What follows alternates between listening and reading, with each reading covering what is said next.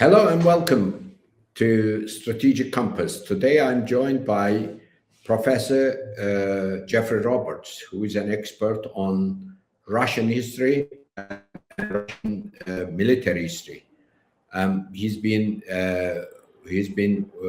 writing and talking about Russia in particular, but also on Ukraine, and he's been well versed about the war in Ukraine, how a fratricidal war it is between two very closely related nations. And then he's also been following the latest peace proposal that is being negotiated out between the United States and Russia. Now we are going to be talking about the latest peace proposal, how it is progressing, if any, and what are the likely outcomes. Jeff, thank you very much for joining us on today's program. Well, thanks very much for the invitation. It's good to see you again. Well, it's very nice to see you too. Let's get into our talk immediately. What is your latest feeling before we go into the ins and outs of the latest peace proposal? How do you, what are your feelings about it? Is it being progressing, or so many chiefs are spoiling the broth? My feeling about it, to be honest, is that I'm hopeful that the war can come to an end in not too distant future, but I'm not very optimistic. It's a possibility that the war will drag on for a considerable amount of more time. But let's see what happens. The whole emotional experience of the last 4 years has been very much a roller coaster, hasn't it? Up and down in terms of what's going on and your feelings, and obviously from the very beginning, I wanted the war to end. I want peace. I mean, that's my position on the war. It's a pro-peace position, so it can't end soon enough, as far as I'm concerned. As I say, I'm hopeful that that some kind of deal can be arrived at, but I'm not too optimistic. And I suppose my lack of optimism has probably mostly got to do with the position that Zelensky is taking in relation to the peace negotiation, because it seems to me that it's Zelensky and his European backers that are the main obstacle to peace at the moment.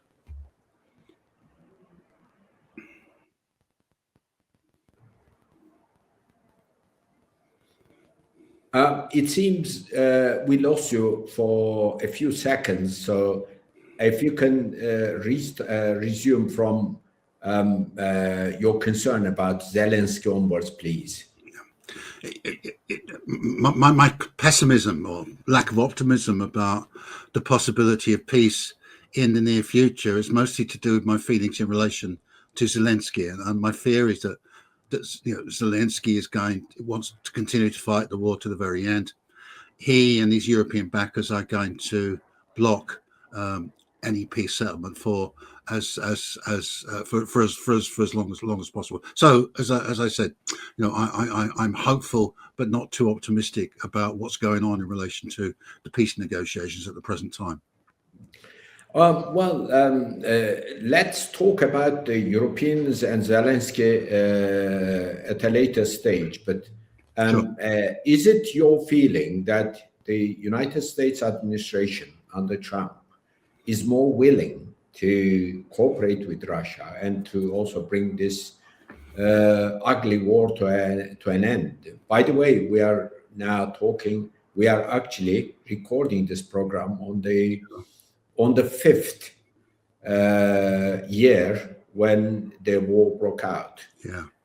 5 years ago. So we are into the sixth year. So is that your feeling too? Because this is how I see it. The US appears to be much more willing to come to terms with Russia in particular, on a global level, not just concerning a peace in Ukraine, but also cooperation involving various other things, Arctic Ocean in particular, and energy sector in Russia, and precious metals and the rare earth minerals, and whatever you can, else you can actually put in. Yeah, I mean, the day the war broke out 4 years ago, I was actually in Poland. In fact, I was visiting the Auschwitz extermination camp that day. So you can imagine it was quite an emotional day visiting Auschwitz, and at the same time, the launch of the invasion of Ukraine by Putin.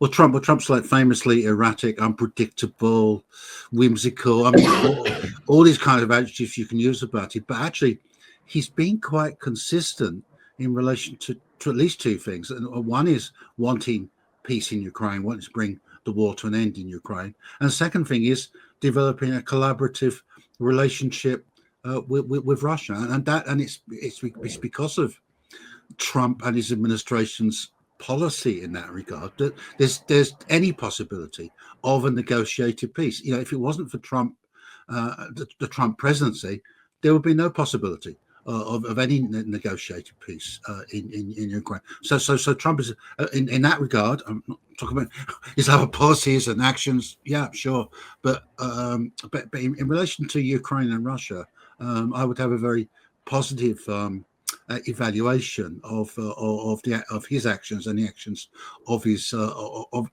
administration. Yeah, and part of his perspective on the reconstruction of American Russia. Yeah, it is to do with the possibility of trade deals, deals to do with resources.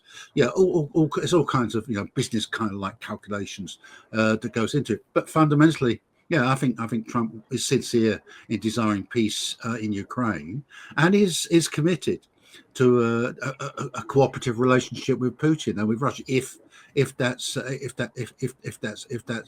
possible. And let me make one more general point here.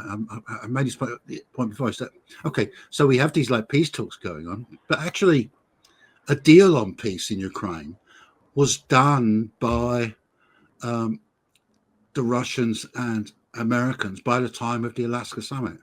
That's when they actually sealed. Exactly. That's when they sealed the deal. Okay, the deal has evolved since then. Has become in various ways. Actually, the way it's evolved is basically more and more concessions has been given to Ukraine. But the basic parameters, I believe anyway, were agreed in Alaska. So the Russians and the Americans, as far as the Russians and Americans, peace is a done deal. The problem has been persuading Ukrainians and the Europeans to actually go along with the deal, or to seriously negotiate on the basis of the package that the Russians and Americans have come up with.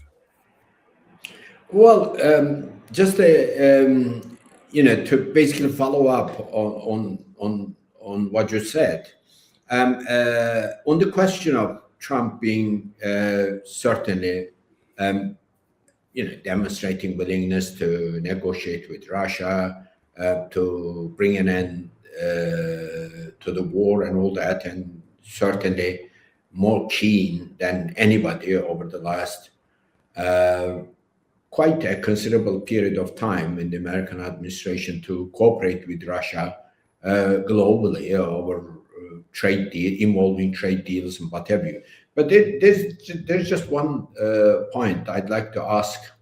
That is, how would you respond to criticism, for instance, that Trump, on the one hand, seems to be negotiating with Russia almost in good faith, but at the same time, he's also trying to bring about an anti-Russian coalition, for instance, putting pressure on countries buying Russian oil and saying stop buying Russian oil and blah blah.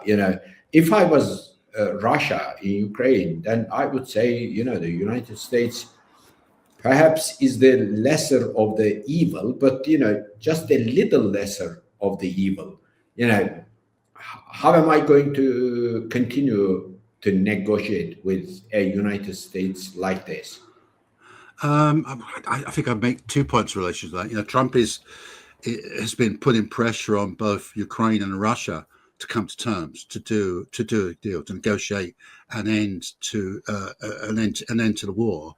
Now, his ability to actually pressurize Russia is actually quite limited, very limited. But from time to time, he's done various things that he can do. So that's the first point. Okay, there are some on the Russian side who actually resent it and quite recently have been quite voluble about that, including the Russian Foreign Minister Lavrov. But generally, the fact that Trump is applying pressure, and indeed the fact the United States is still continuing to supply arms to Ukraine, albeit an intelligence as well, that hasn't stopped the Russians from engaging with the Americans and taking seriously the various discussions about peace. The second point I'm making, of course, he has this he has U.S. domestic politics, that context does limit his action in relation to Russia, in relation to Ukraine, and in relation to the whole peace process. So he's been on a huge amount of pressure within the American political system on Trump to take a harder line on Russia, and actually he's resisted that pressure. Okay, now and again he's made certain sort of like gestures and rattled his sabers a bit and whatever, a bit of rhetoric here and all that. But actually, what's quite remarkable to me is the extent to which he has actually resisted domestic political pressures to actually take a harder line in relation to Russia and Putin. And I think that's because he wants the war to end. Obviously, also he sees political advantage in ending the Russia-Ukrainian war, because if that war comes to an end in time for the the midterm U.S. elections, congressional elections in the autumn, that will be very, very, very positive as far as the Republican performance in those elections. So Trump has got lots of complex calculations to make and calibrations as far as his actions concerned. But as I say, the over impression I have in terms of what he says, what he actually does mostly, is that it's in the direction of doing the deal over Ukraine with Russia.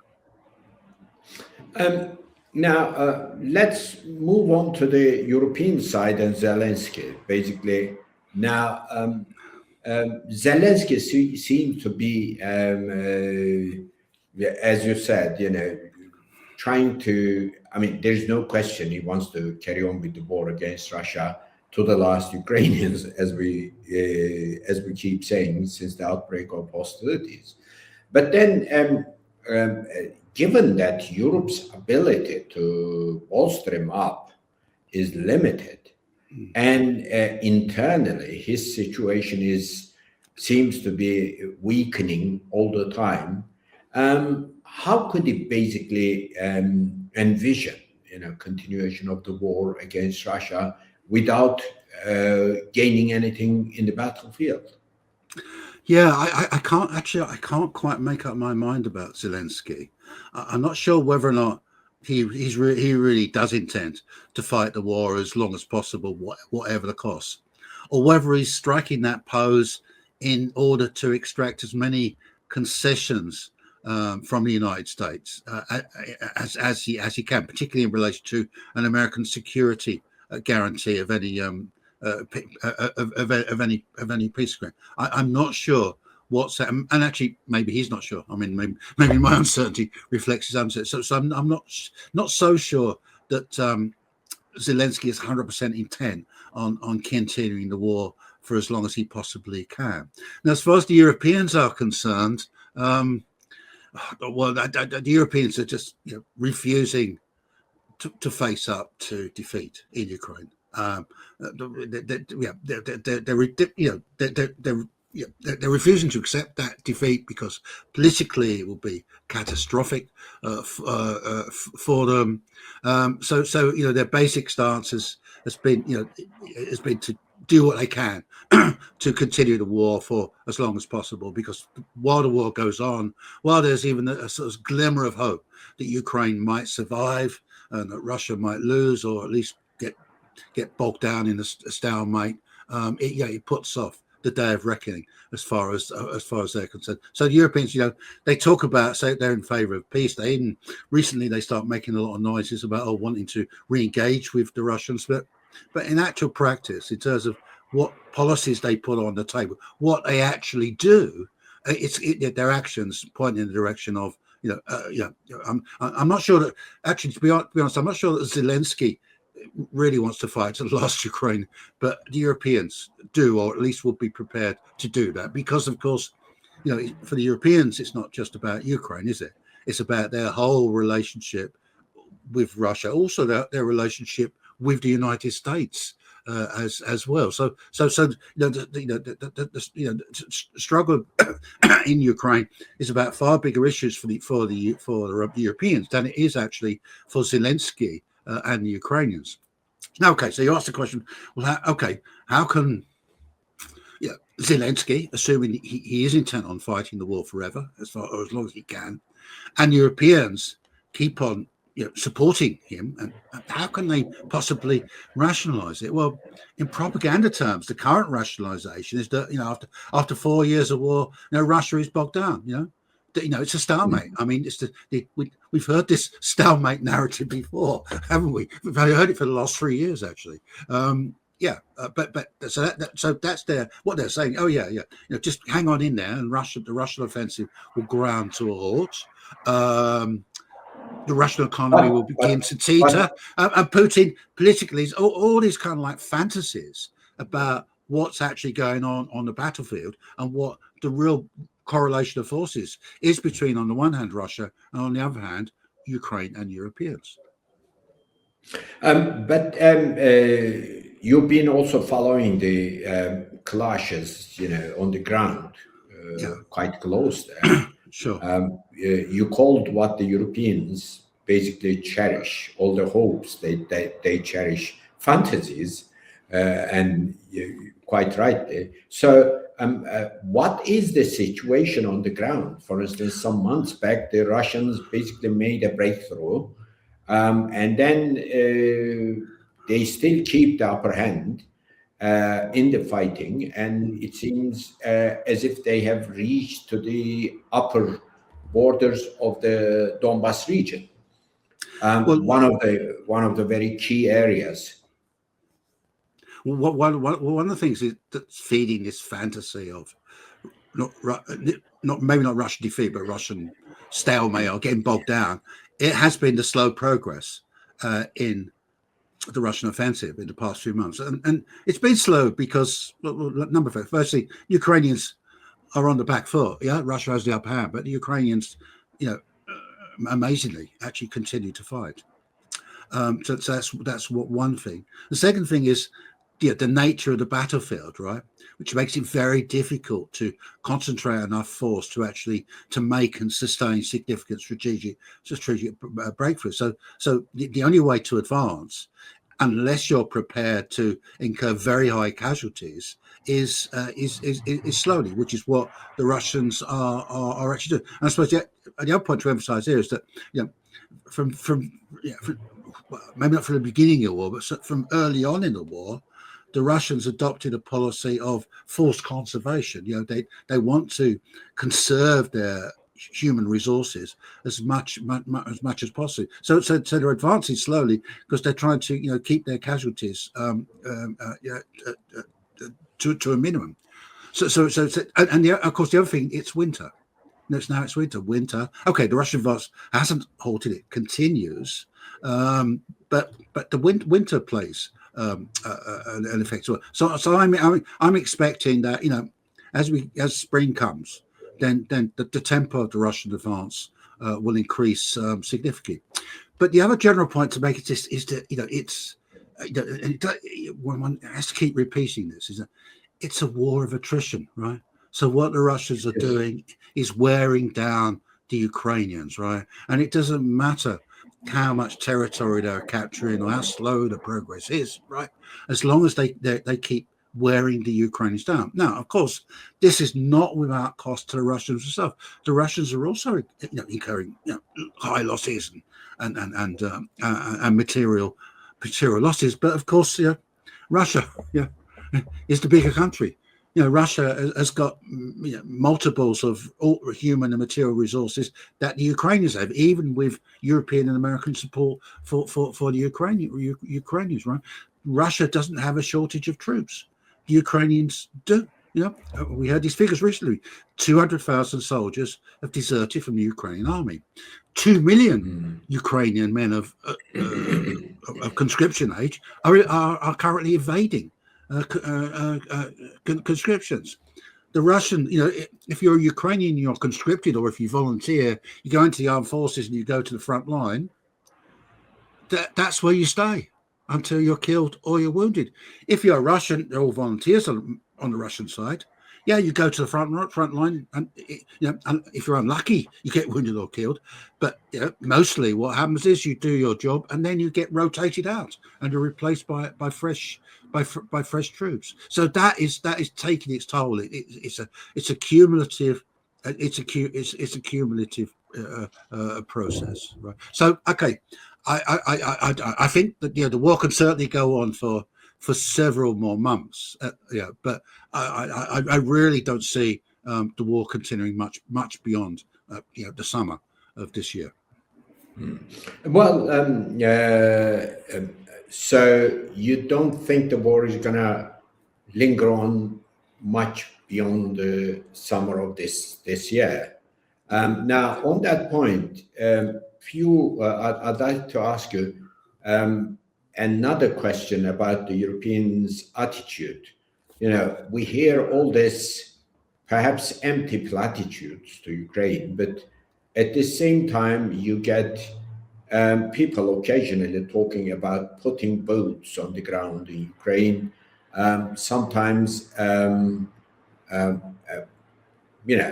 as part of the feeling, because they don't want to face the defeat, because it is not going to be presented as a defeat of Ukraine, but also as a considerable defeat on the part of the Europeans in particular.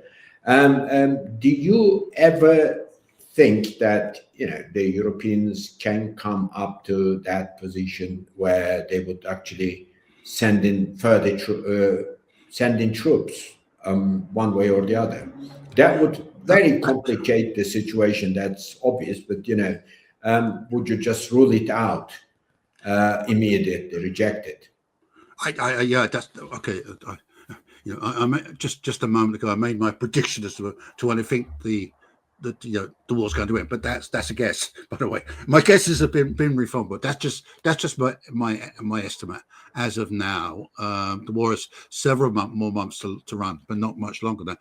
But what I'm absolutely certain about is there's going to be no European boots on the ground, right? That could only be possible if with the support of the Americans, the active support of the Americans, right?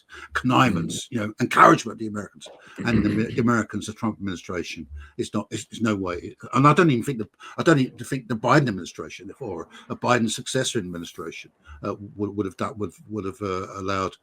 supported boots on the ground at all. So that's not going to happen. This doesn't mean saying that Europeans might do other kind of like provocative actions.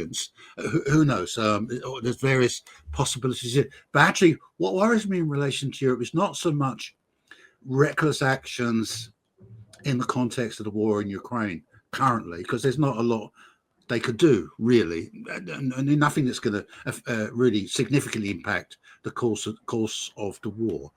But what happens after the war? What happens in Europe's relationships with Russia post the Ukraine war? Because all the signs is that they're building up for they say it themselves. They're building up for war with Russia within the next few years. So can they say, well, we don't want war, it's a Russian threat?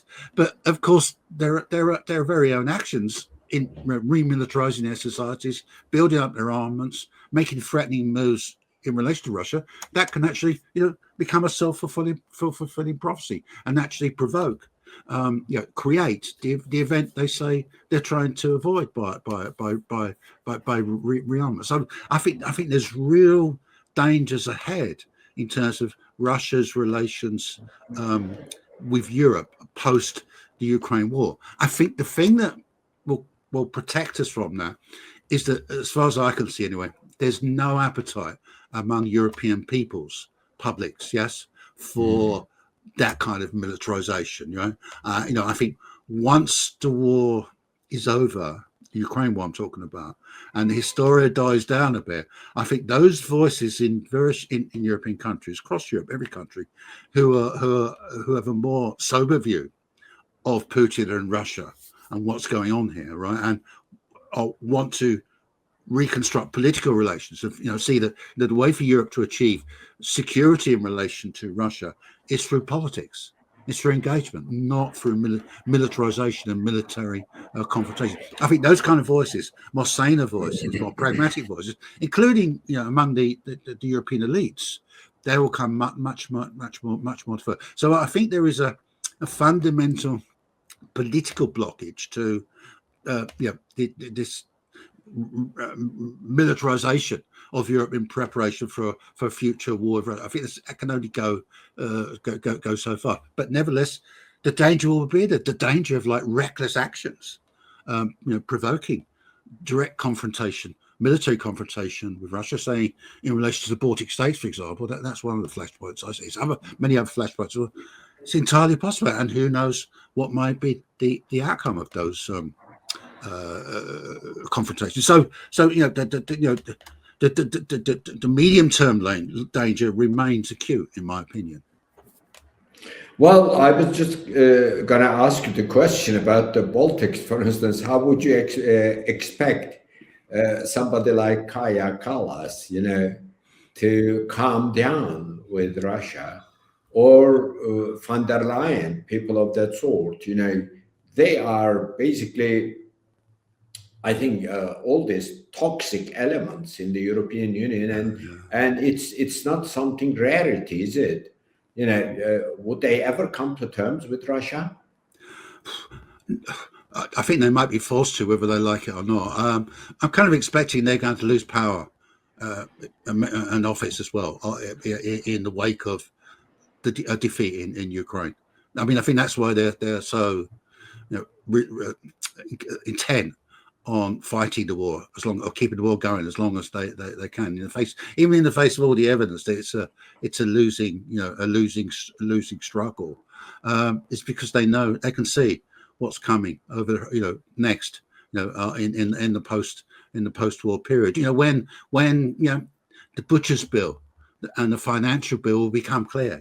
The butcher's bill for Ukraine and the financial bill as far as Europe is concerned, in terms of the amount of money it's spent on this losing war, and the amount of money it's going to have to spend in the future to help Ukraine from recover from war, because the Europeans are not going to be able to walk away from the mess they created or helped to create in relation to Ukraine, and that's and this the latest saga, of course, is this $90 billion loan for Ukraine, which at the moment is being blocked by Hungary because as part of its dispute with the EU and with Ukraine about oil supplies, right?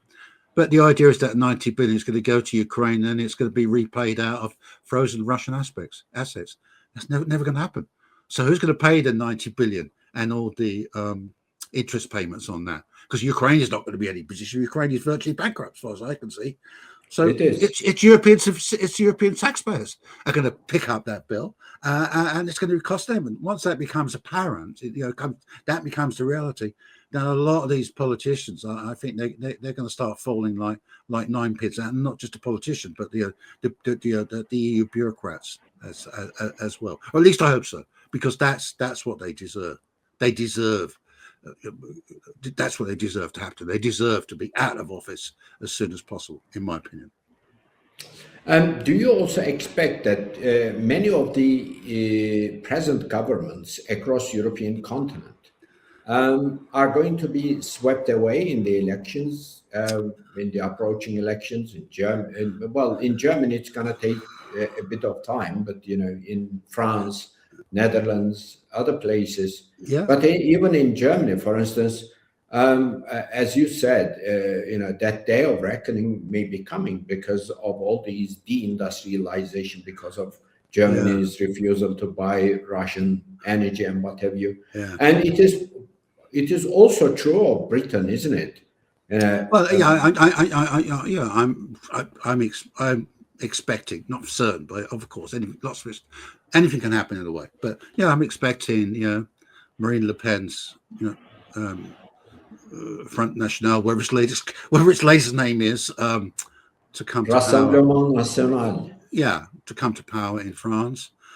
It's a good chance that Nigel Farage will be next British Prime Minister, or at least his Reform Party would be part of some kind of governing coalition. Yeah, it looks like Alternative for Deutschland is going to do very well in the next rounds of elections in Germany. But the electoral arithmetic there is, it's pretty complex as far as them actually getting power. Yeah, and there will be similar developments in other countries as well. So I think the political composition of Europe is going to change in the not too distant future, and that's going to impact on Europe's relations with Ukraine, and also Europe's relations with Russia as well, and hopefully for the better. And that's not to say that I welcome this, the coming to power of all these radical right-wing movements and governments. That's not my personal politics. Yeah, no. But it will be I hope it will be beneficial in terms of Europe's relations with Russia, which means that it's beneficial in terms of peace. Yeah. As far as I'm concerned, the most, and something I've learned from the Ukraine war at the emotional level as well as intellectually is how important the peace issue is. Yeah. Creating conditions for the maintenance of peace because of the potentially completely catastrophic consequences that can develop out of wars like the one that's ongoing in Ukraine. So I'm not going to be very happy, when these political developments occur. But hopefully they will do some good. Now let's move on to the American-Russian prospective cooperation. As we talked about it a bit at the beginning of our interview, now both of us are expecting, if things go along that way, the way the Trump administration basically approaches Russia, there's going to be, it is likely that there's going to be a large-scale cooperation between the two countries, particularly on economy, trade, and what have you. Now, just, the extent to which that cooperation is going to take place, if it does, then what about the political fallout out of that? For instance, do you think the Trump administration expect to draw Russia a little from China in the upcoming multipolar world order and all that?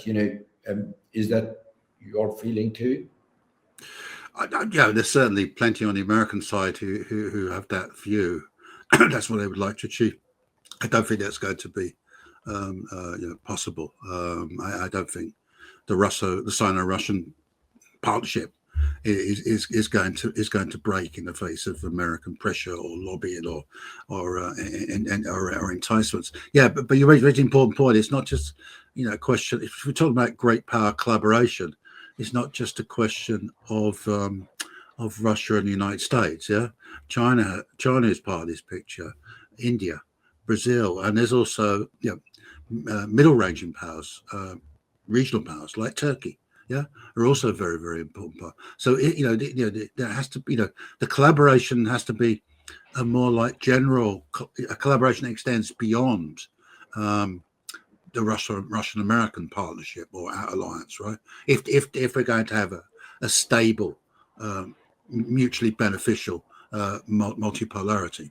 Okay, and and the problem at the moment is that okay, the Americans, the Trump administration anyway, has come to terms with the end of American global hegemony, right, and has embraced more realistic views of international politics, and has embraced concepts of multipolarity as well. But they still have this very strong, unilateralist, exceptionalist approach to foreign policy, right? And that unilateralism and exceptionalism is very destabilizing, right? And is a fundamental block to developing a deep relationship, not just with Russia, but with the other great powers as well. So there's a long way to go, I think. Both in terms of the Russian-American collaboration, and also in terms of a broader pattern of collaboration between a multiple of great powers. But here's the thing: it's possible. The Trump administration has actually changed the whole picture, opened up a whole kind of range of new possibilities in terms of shaping the character of the new multi-polar order, and I think that's a positive thing. That's something that Russia, China, Turkey, Brazil, that's something that the other great powers can actually work with. Yeah. Just one last point, that is Marco Rubio's speech at the Munich Security Conference, where he sort of lamented the fact that there was colonization, that colonization in the old shape and features should have continued, and almost suggested that let's go back to those days. Would anyone be carried dragged along with that idea, or what a good idea? And the other point is, the European countries have been lecturing almost everyone over the last how many decades, I don't know, but democracy, human rights, and freedoms of all sorts and blah, blah. And they gave him a standing ovation, a big standing ovation. So we can't be, this doesn't necessarily mean that the Europeans are joining the Americans on a new adventure for resuming the old type of colonization, does it? To be honest, I didn't follow the Munich Security Conference very closely. And I've seen reports, I've read various bits of Rubio's speech, but I haven't actually studied it too closely. But what actually struck me about it is about that, and was what he did afterwards, right? Whereas he went to Hungary, doesn't he? Yeah, and he stood side by side with Orban. Basically, supporting Orban in the coming Hungarian elections. Yeah. Elections. Now that's as far as I'm concerned, that's a blatant interference, meddling in the internal domestic affairs of Hungary. And if you can have a collaboration among the great powers, a multipolar system based on sovereignty, equality of states in sovereign terms, right? The principle of non-interference in the domestic affairs of other states is absolutely fundamental. So I think and it's not just Rubio and the Americans do it. Everyone's doing it. The EU's obviously it's interfering in the Hungarian election, and it's interfering many other elections as well. Romania, one example comes to mind. Yeah. So I think re-establishing the principle of non-interference in the domestic affairs of other states, political interference, is one of the most fundamental principles that needs to be re-established, reaffirmed, right? Because that's what you need to have a stable multipolar. Now, thankfully, the Russians, the Chinese, the Brazilians, the Indians, I think Turkey as well, are all very keen on this principle of non-interference in domestic affairs. Okay, so the new global order, is is a work in progress, right? And there are many different elements that have to be crafted in order for it to work. But for me, I think that states not interfering in each other's domestic affairs, or the domestic affairs, I would say, is actually quite fundamental to creating a new stable global order. Thank you very much, Jeff. And unless you have something to add to the general conversation, we can end the interview here. Well, can we just talk about the peace talks? We didn't get around to talking about the peace talks. Do we have time? Oh, well, we do. Well, let's have about 5 minutes. Just quickly. Okay, I just assumed, you know. Just about the peace talks, right? And basically this question, are they for real, right? That's the question everyone's asking. Yes. Yeah. Okay. Are they for real? But what strikes me about them is the amazingly tight security surrounding them, yeah? We don't know what's been discussed, what's been agreed, or what's not been agreed, right? Compared to, and okay, there's various like media speculations, but that's all it is, media speculation. So that like tight security tells me that the talks are for real, right? That it's not a matter of play acting or going through the motions, right? Exactly. Those talks are real. That some serious discussions are they're ongoing, and actually at least at the technical level, some discussions about some agreements have been reached, right? Particularly about how you're going to implement a ceasefire, because basically if this process is going to be successful, what's going to happen is that there's going to be a deal agreed, the broad outlines of a deal, right? And then on the basis of that deal, the war is going to end in the form of a ceasefire, and then there'll be more detailed negotiations about the peace agreement.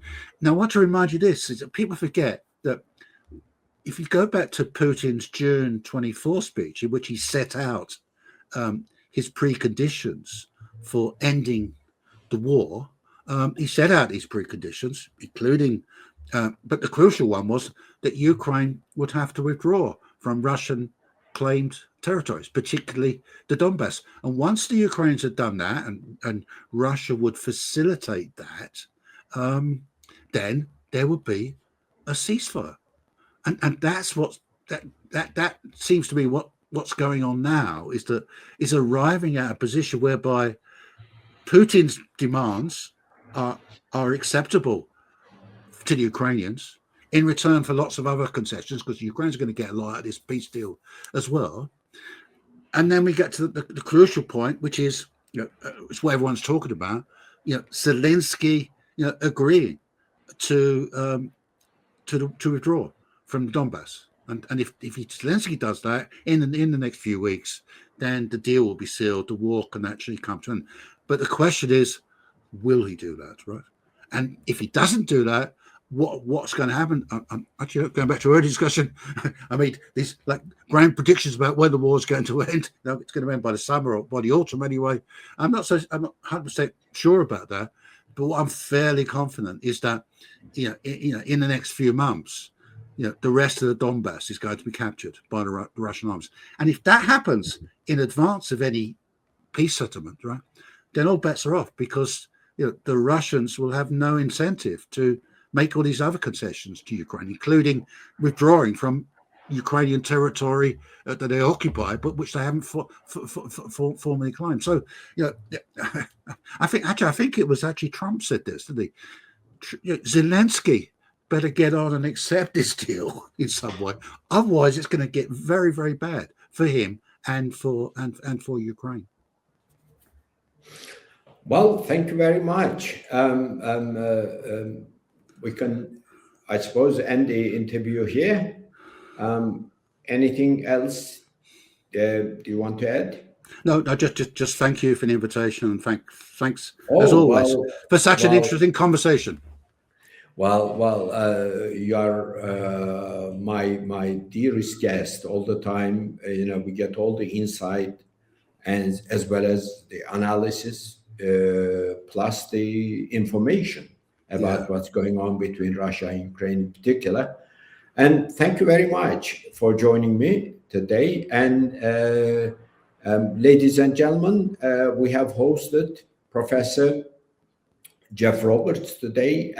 He's an expert on Russian history and Russian military history. Also, he's well versed about Ukraine, and he's been following the war in Ukraine quite closely.